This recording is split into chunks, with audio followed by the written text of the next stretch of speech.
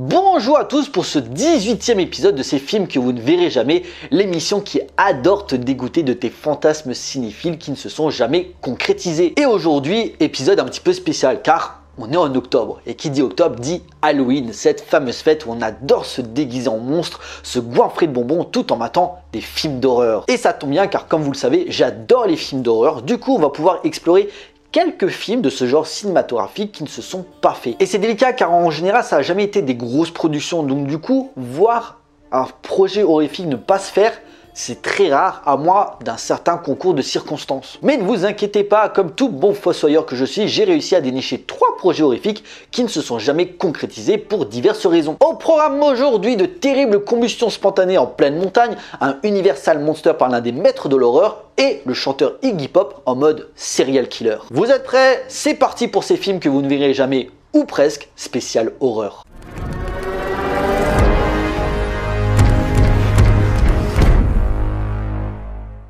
Numéro 1, Burst 3D par Neil Marshall. Ah, la combustion spontanée, ça doit être quelque chose d'horrible à ressentir, mais à voir, ça doit être un sacré spectacle, surtout par un mec qui adore le gore comme Sam Raimi. Et oui, le papa d'Evil Dead avait soumis l'idée de lancer une nouvelle franchise autour de ce sujet, mais avec derrière la caméra un certain Neil Marshall. Après 2 courts-métrages, Neil Marshall se fait découvrir en 2002 avec Dog Soldier, film de loup-garou où une unité des forces spéciales se fait attaquer dans les forêts écossaises par une bande de lycanthropes. Gore à souhait, le film rend hommage au film d'horreur bis d'une certaine époque, rempli d'effets pratiques non numériques, très réussis, redonnant un bon petit coup de fouet au film de loup-garou un petit peu en perdition. Dog Soldier ayant produit son petit effet, il revient 3 ans plus tard avec son chef-d'œuvre, The Descent. Mettant en scène un groupe de spéléologues pris au piège dans une grotte par des créatures carnivores, concept original prenant le parti de choisir un casting 100% féminin à l'encontre des conventions du genre, The Descent sera une réussite totale pour Neil Marshall, rapportant 57 millions de dollars au box-office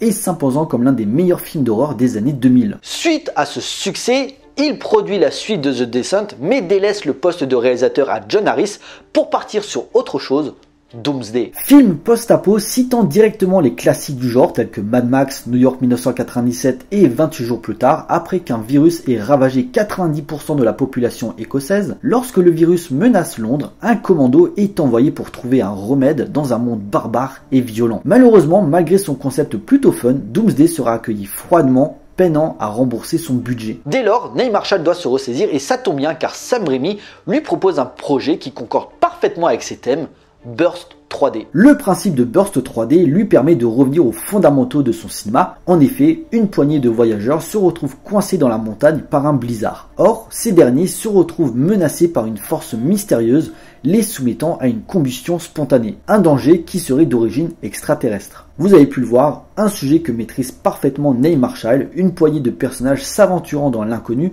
et devant faire face à une menace monstrueuse à base de gore et de tripaille, le tout en 3D. Burst 3D a tout pour devenir sur le papier un classique du bis assumé avec quelques visuels vraiment tripants à l'écran, sauf que des combustions spontanées en pleine neige c'est impossiblement réalisable. Du coup, le projet va tomber dans un froid glacé. Le développement de Burst 3D va traîner jusqu'en 2012 où Neil Marshall va partir sur d'autres projets. The Last Voyage of Demeter qui finalement sortira en 2023 mais sous la houlette de André Ovredal, le péplum vénère avec Centurion où il dirige Michael Fassbender et Olga Kurilenko, le reboot moyen d'Hellboy, voire la télévision avec quelques épisodes de Game of Thrones, mais ne retrouvant jamais la puissance de ses premières œuvres. De temps en temps, on relance le sujet Burst 3D lors d'interviews, que ce soit pour Neil Marshall, voire Sam Raimi, mais clairement, le projet semble bel et bien avoir pris la poussière. Dommage car sur le papier, ce film avait tout d'un retour aux sources pour le cinéaste, vendu en plus à l'époque comme son film le plus abouti depuis The Descent. Et là, sa carrière ayant battu de l'aile, ce Burst 3D s'est enflammé tout seul.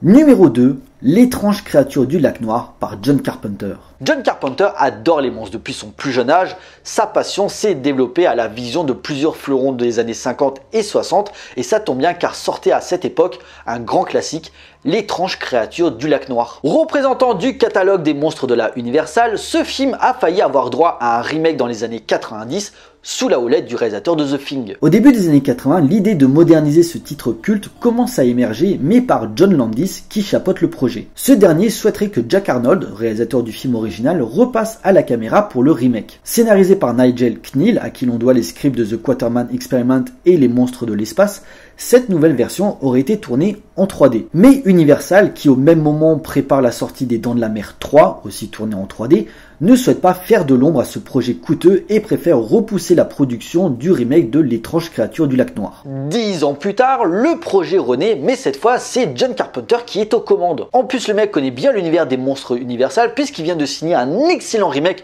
d'un des représentants de ces monstres sacrés, Les Aventures d'un homme invisible. Constitué d'effets spéciaux révolutionnaires à l'époque, le film, s'il connaît un succès d'estime, rend parfaitement hommage à la version de 1933 tout en modernisant le mythe. Pour moderniser la créature du lac Noir, John Carpenter souhaite traiter le film dans une approche plus scientifique en se basant sur des études créationnistes, tout en faisant garder au monstre une apparence classique mais moins caoutchouteuse. Pour cela, il fait appel au légendaire Rick Baker pour le design du monstre, auquel il construisit des miniatures qu'il mit en scène lors de vidéotests. Pour les décors et les effets spéciaux, Gene Danford, qui avait déjà bossé avec John Carpenter sur Invasion Los Angeles, avait créé plusieurs concept art, notamment une pyramide sous-marine, sans oublier d'utiliser des gadgets high-tech pour les scènes sous l'eau. Malheureusement, comme bon nombre de projets du maître de l'horreur, le remake de L'étrange créature du lac Noir va faire un gros plouf et retourner nager avec les poissons. En effet, Universal avait mis un paquet d'argent sur Jurassic Park de Steven Spielberg et John Carpenter, qui prévoyait une somme à 24 millions,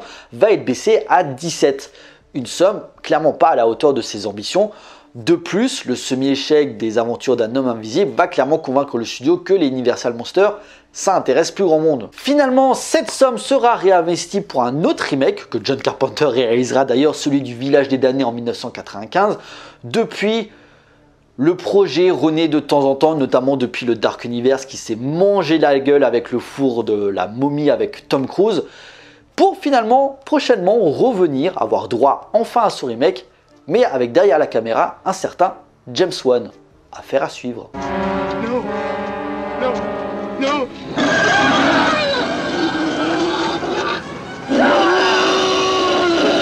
Numéro 3, Sandman par Dario Argento. J'avais jamais vraiment évoqué la carrière du grand cinéaste qui est le Maestro del Vivido, grand investigateur du giallo qu'il a aidé à populariser avec L'oiseau au plumage de cristal, donc c'est l'occasion. Dès lors va se développer une filmographie riche, de Profondo Rosso à Inferno en passant par Suspiria. Le book va enchaîner les classiques pour devenir le maître incontesté de l'horreur à l'italienne.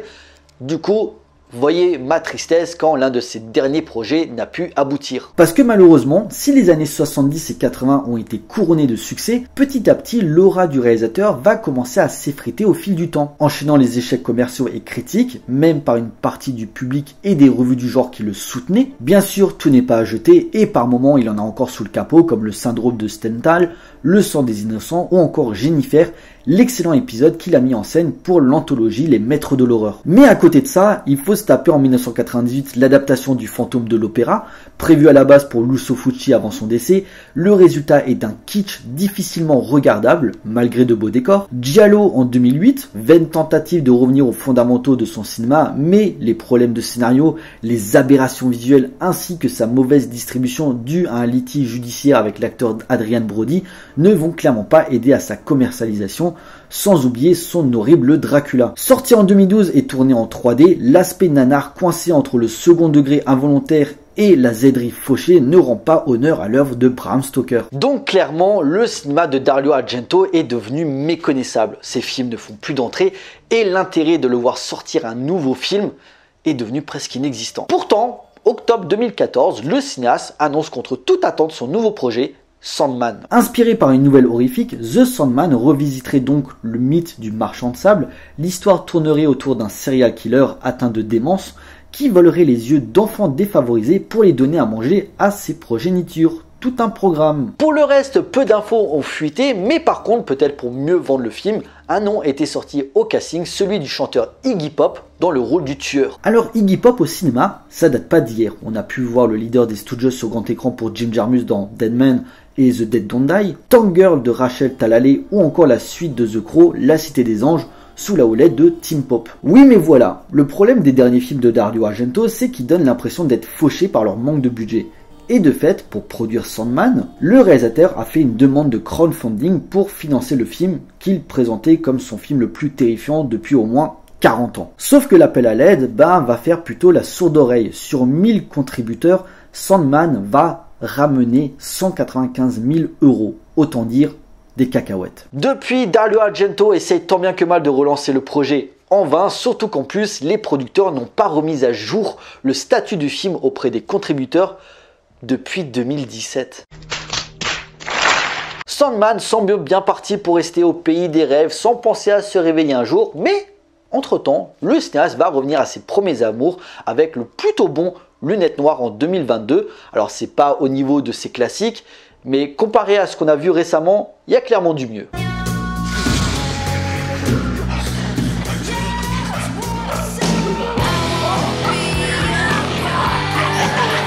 Voilà, ce 18e épisode de ces films que vous ne verrez jamais est à présent terminé. J'espère qu'il vous a plu. On like, on partage comme d'habitude. N'hésitez pas à me laisser des commentaires pour me dire ce que vous pensez de ces 3 projets et lequel vous aurez le plus hypé. J'ai hâte d'avoir vos avis. Pensez à me suivre sur les différents réseaux sociaux pour suivre l'actualité de la chaîne et surtout, abonnez-vous pour la soutenir. Pour nous, on se retrouve pour une prochaine vidéo. D'ici là, portez-vous bien. Allez voir des films. Ciao.